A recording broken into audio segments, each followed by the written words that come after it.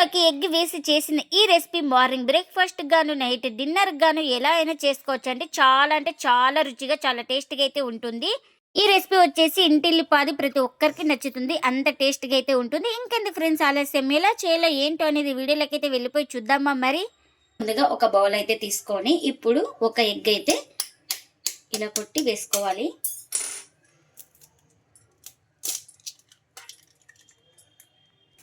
ఇంకా ఇప్పుడు ఇందులోకి ఒక స్పూన్ షుగర్, అలాగే టేస్ట్కి తగినంత సాల్ట్, ఇంకా ఇవన్నీ వేసుకొని ఒకసారి బాగా బీట్ చేసుకుందాం. ఇలా విస్కర్తో కానీ స్పూన్తో కానీ ఇలా బాగా కలిపేసుకోవాలి.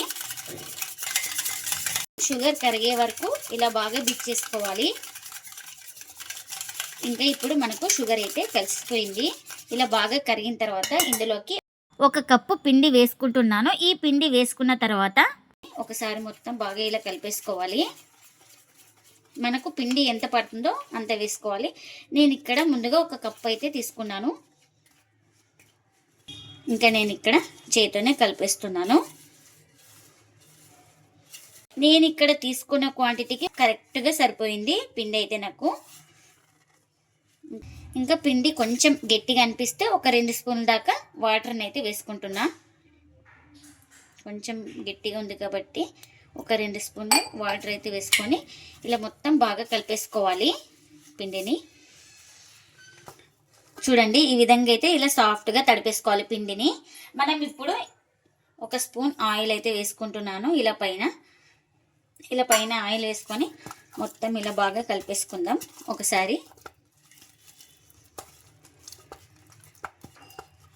ఇంకా మొత్తం ఇలా బాగా కలిపేసుకున్నాక ఇంకా ప్లేట్ అయితే పెట్టేసుకొని ఒక 10 నిమిషాలు పక్కన పెట్టేసుకోవాలి. మనకు పిండి సాఫ్ట్గా నానిపోతుంది. చిన్న బౌల్ అయితే తీసుకొని అందులోకి ఒక స్పూన్ దాకా మైదా అయితే వేసుకున్నాను. ఇప్పుడు ఇందులోకి ఒక 2 స్పూన్ల దాకా ఆయిల్ని అయితే వేసుకుంటున్నా. ఇలా ఆయిల్ వేసుకొని ఇలా స్పూన్ తోటి బాగా కలిపేసుకుంటే మనకు లిక్విడ్ లాగా అయిపోతుంది. ఇంకా ఇప్పుడు ఈ లిక్విడ్ని పక్కన పెట్టేసుకుందాం. ఇంకా ఇప్పుడు ఒక 10 నిమిషాల తర్వాత అయితే చూడండి, పిండి కూడా బాగా సాఫ్ట్గా నానింది కదా మనకు. ఒకసారి మొత్తం ఇలా బాగా కలిపేసుకుందాం.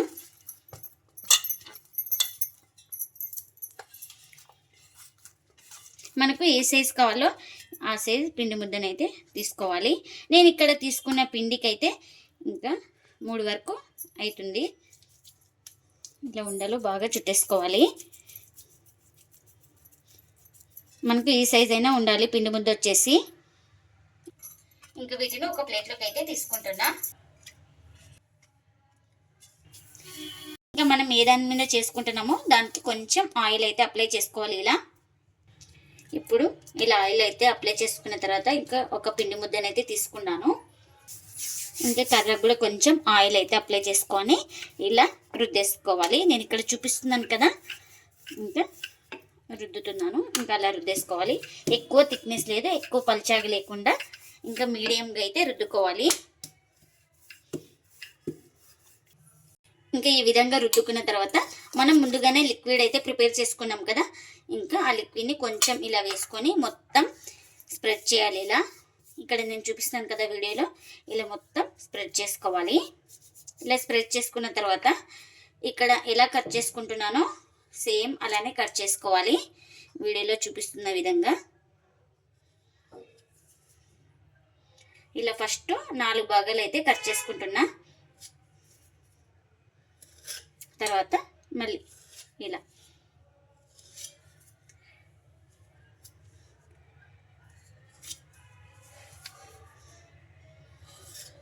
కట్ చేసుకున్న తర్వాత ఇక్కడ చూపిస్తున్నాం కదా, ఫోల్డింగ్ ఇలా చేసుకోవాలి.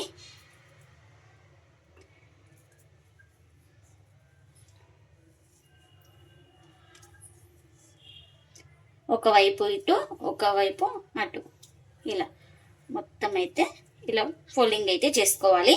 ఇలా చేసుకున్న తర్వాత నేను ఇక్కడ చూపిస్తున్నాను కదా, ఇదంతా బ్యాక్ సైడ్ అయితే పోవాలి. ఇలా తోసేసుకొని ఇలా మొత్తం తీసుకొని ఇలా రౌండ్గా చుట్టేసుకోవాలి.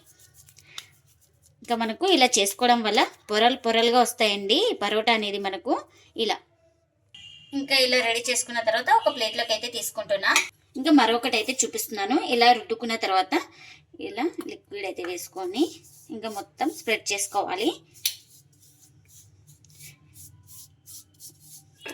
ఇలా పరోటా మొత్తం స్ప్రెడ్ చేసుకున్నాక ఇలా ఇప్పుడు నైఫ్ తోటి ఇలా కట్ చేసుకోవాలి.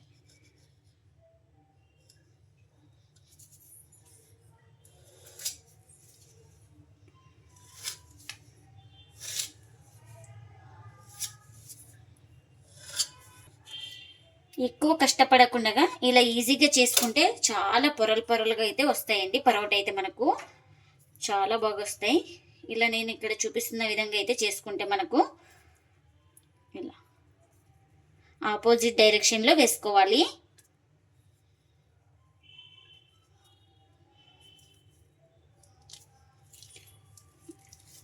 ఇలా ఇక్కడ చూపిస్తున్నాను కదా, ఈ విధంగా లోపలికి అయితే బ్యాక్ సైడ్ అయితే తోసేసిన తర్వాత ఇలా ఇలా రౌండ్గా చుట్టేసుకోవాలి. అప్పుడు ఇంకా రెడీ అయిపోయింది కదా, అన్నీ ఇలానే చేసుకోవాలి.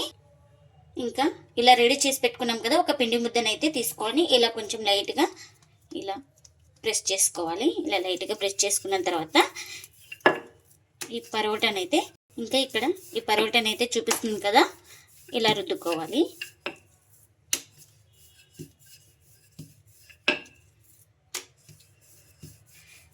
ఇంకా ఈ విధంగా రుద్దుకోవాలి. ఇంకా దీన్ని ఒక ప్లేట్లోకి అయితే తీసుకుందాం. ఇలా ఒక ప్లేట్ అయితే తీసుకొని ఇలా వేసుకోవాలి ఇందులోకి.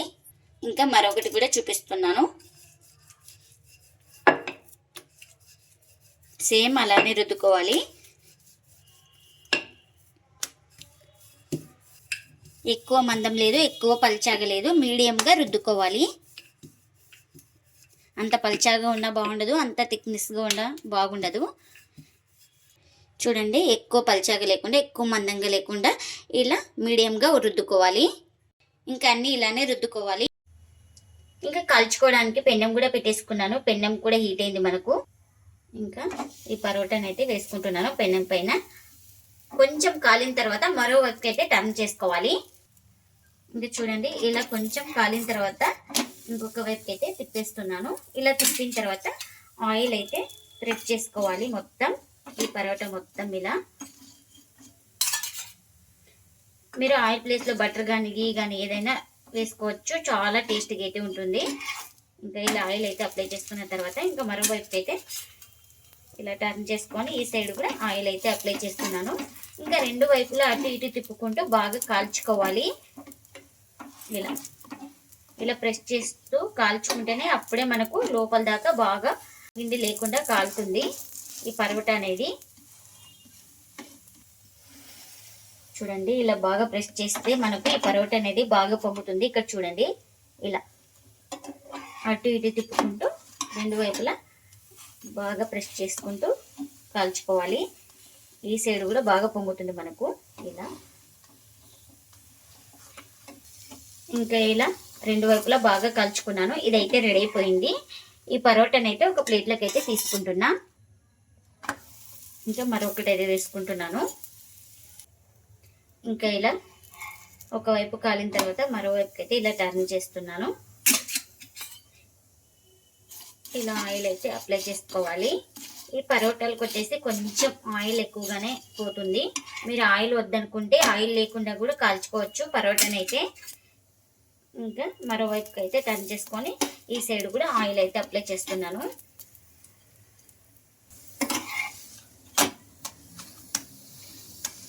చూడండి, ఇలా బాగా ప్రెస్ చేసుకుంటూ బాగా కాల్చుకుంటే మనకు లోపల వరకు బాగా కాలుతుంది ఈ పరోటా అనేది.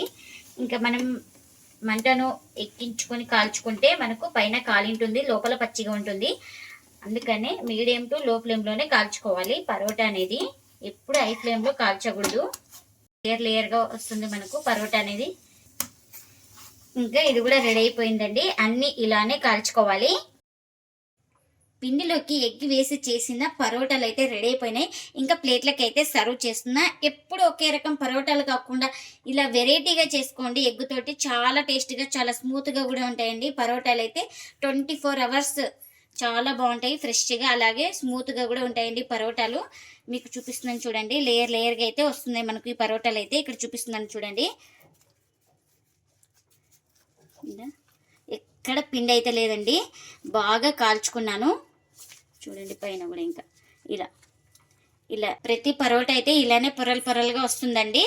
ఇంకా ఇందులోకి ఏ కర్రీ అయినా చాలా బాగుంటుందండి, వెజ్ కానీ నాన్ వెజ్ కానీ. నేను ఇక్కడ ఇందులోకి అనపకాయ కర్రీ అయితే చేసుకున్నాను, ఇంకా అదే సర్వ్ చేసుకున్నాను.